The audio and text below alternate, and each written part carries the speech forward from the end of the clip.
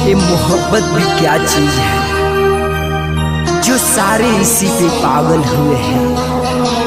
मोहब्बत भी धोखा दे देती है, दीवाने भी क्या करें। ये कैसी है मोहब्बत जो बीच राहों में छोड़े।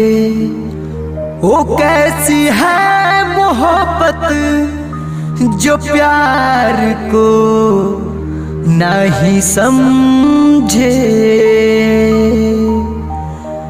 तो कैसी दिल की मोहब्बत जो टुकराते हैं। न चैन न रात को न दिन को प्यार में मिलता है।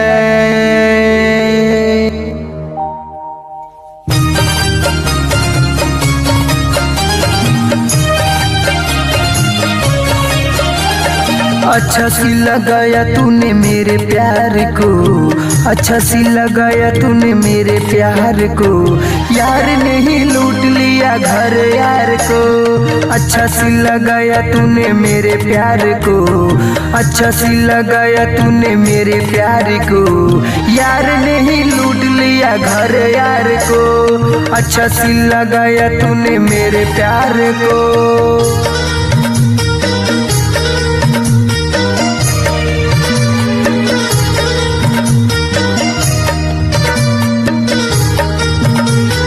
मेरे प्यार वाले कभी फूल मुरझाए, काटे ही भीजा वाले मेरे ही से आ गए।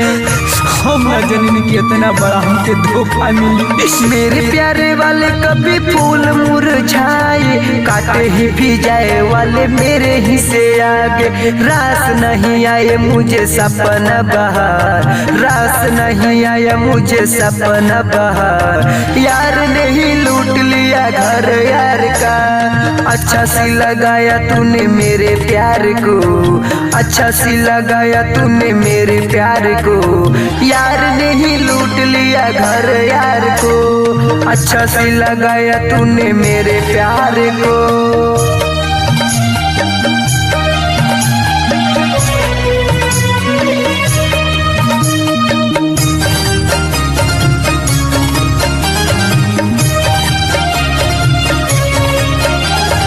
आशिकों की माला मेरे गले पहना के, खुश है वो घर किसी और के बसा के। आशिकों की माला मेरे गले पहना के, खुश है वो घर किसी और के बसा के। कर दिया खून देखो मेरे एतबार को, कर दिया खून देखो मेरे एतबार को। यार नहीं लूट लिया घर यार को। अच्छा सी लगाया तूने मेरे प्यार को, अच्छा सी लगाया तूने मेरे प्यार को। यार नहीं लूट लिया घर यार को। अच्छा सी लगाया तूने मेरे प्यार को।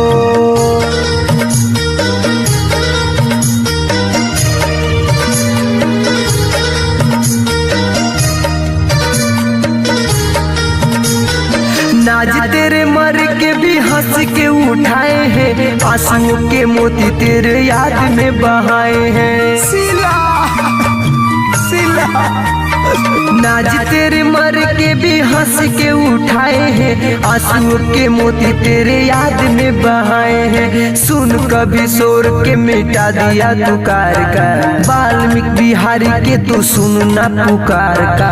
यार नहीं लूट लिया घर यार का। अच्छा सी लगाया तूने मेरे प्यार को, अच्छा सी लगाया तूने मेरे प्यार को।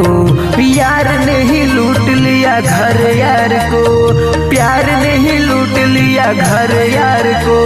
प्यार नहीं तोड़ दिया घर दिल को।